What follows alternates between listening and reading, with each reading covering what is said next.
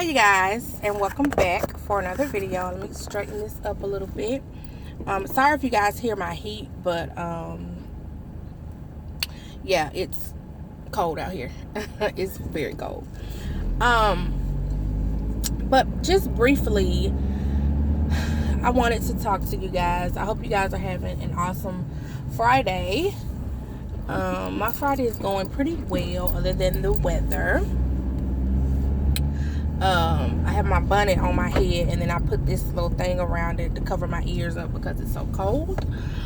But I just wanted to talk to you guys real quick about something that I have been hearing a lot about lately regarding prison wives. As you guys can see by the title, you can probably tell what I'm about to talk about. But ladies, take care of yourself. I just don't understand how. Okay, these men are in prison. These men may or may not have done anything to end up in prison, but most of them have. I mean, there are some innocent men in prison, my husband being one of them, but majority of them have made a decision that have caused them to go to prison. So prison is a punishment for them doing something they had no business doing. They have everything that they need to survive in there. They have free water. They have free, personal hygiene products. They have free food, 3 meals a day. They have free entertainment.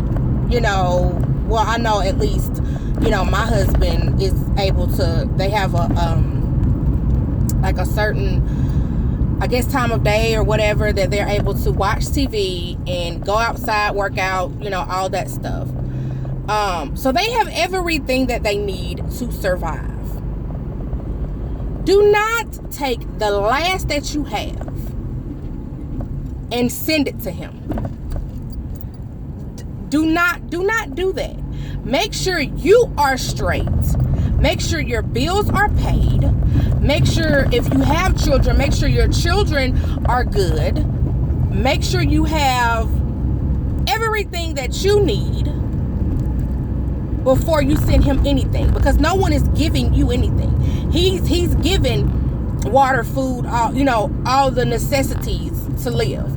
No one is giving you anything. You have to take care of yourself. So make sure you are straight before you send him anything. Like my husband always, tells me, yes, he's your boyfriend, your husband, your fiance, or whatever, but he is a man before he is anything. And one thing a man knows how to do, if he doesn't know how to do anything else, is survive. He knows how to survive. He knows how to take care of himself. So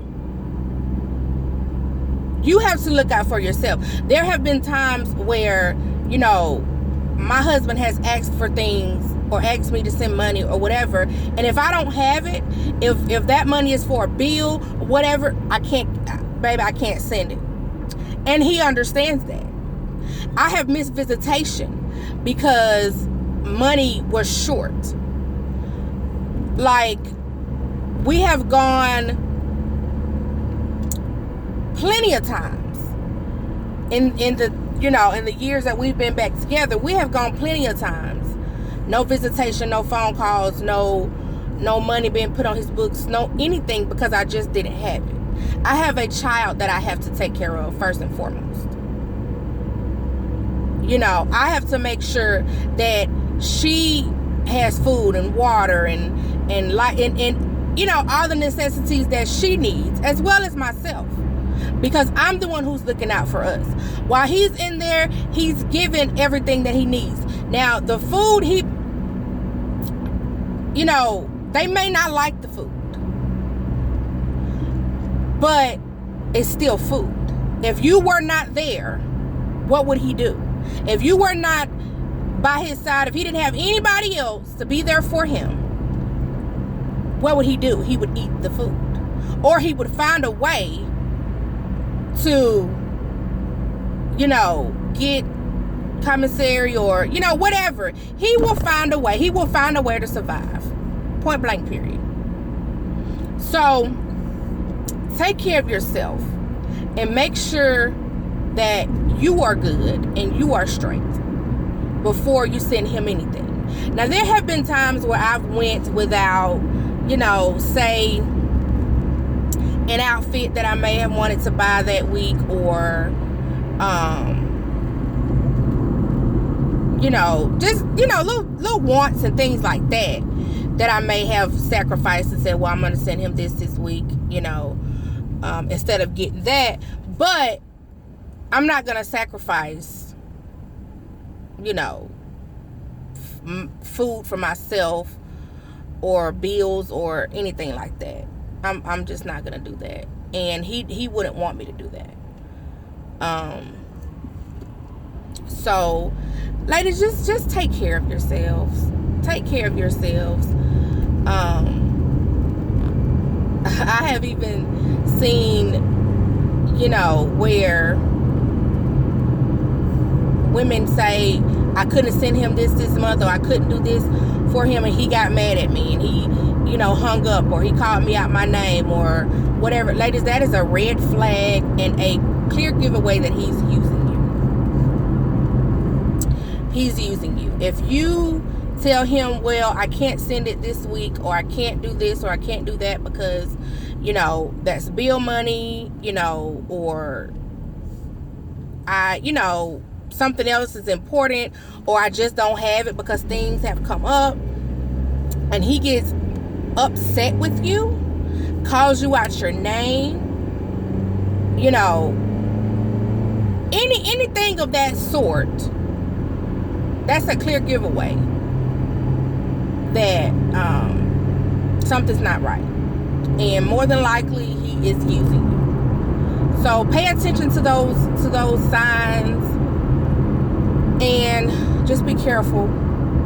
Take care of yourselves, especially my met while incarcerated ladies. Please be careful and pay attention to those signs. Do not make excuses for, and also for, you know, even met before incarceration, you know, just anybody, but especially my met while incarcerated wives.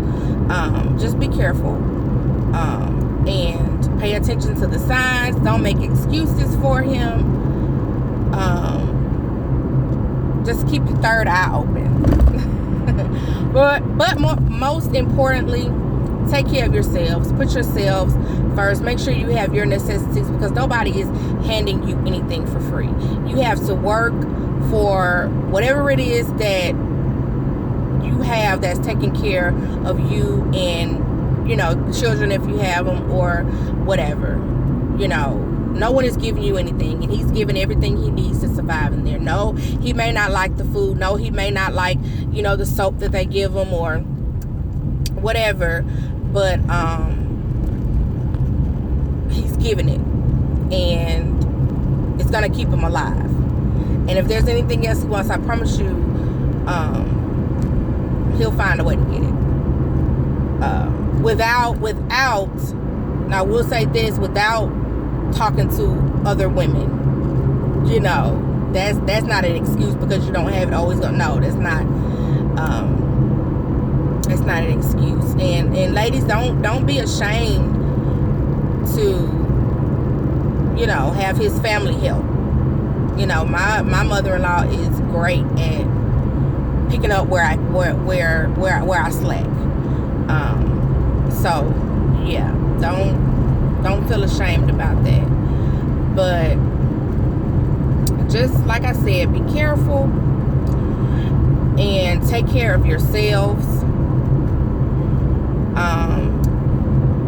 Because if you don't take care of yourself, you you can't take care of him.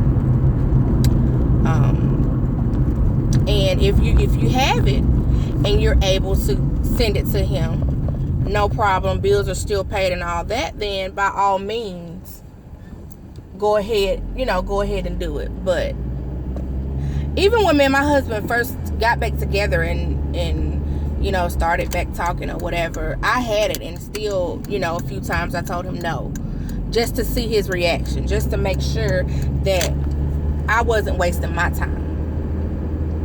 So, but yeah, ladies, I am about to pull up at the house and get me some lunch before I have to go and get my daughter from school. So, she's doing good, by the way. She started back school on Monday. I started school on Monday also. And it wasn't as bad as I thought, so I'm glad about that. I think I'm going to have a better semester than I thought I was going to have. But, yeah, she's doing awesome. Hubby is he's doing pretty good. I talked to him Saturday, and he was kind of down and, upset. He was saying, he felt like his career was over because of his hand and everything. And at that time, he was still like wrapping his hand up. And I was like, well, you're still wrapping it up, so you don't know what you can or can't do. Just trying to be supportive and trying to be encouraging to him. And then he called me last night and told me that they were supposed to be transferring him and all of the other guys that were going to the trade school, because he did graduate last month. Although he wasn't there the last 3 weeks, his instructor really likes him, and he had missed all of 3 weeks in the entire year and a half he's been going to school. So they did allow him to graduate, but he is a student aide now, so he's still going to school, but he's a student aide, and he's aiding the instructor and helping the other young men that are coming in the welding trade. So he called me saying they were supposed to transfer him. Last night he called me and told me. Then this morning he called and told me that they didn't transfer him, but that he was that he may not have been transferred because he still had a medical hold. He's still going to the free world, what they call the free world doctor.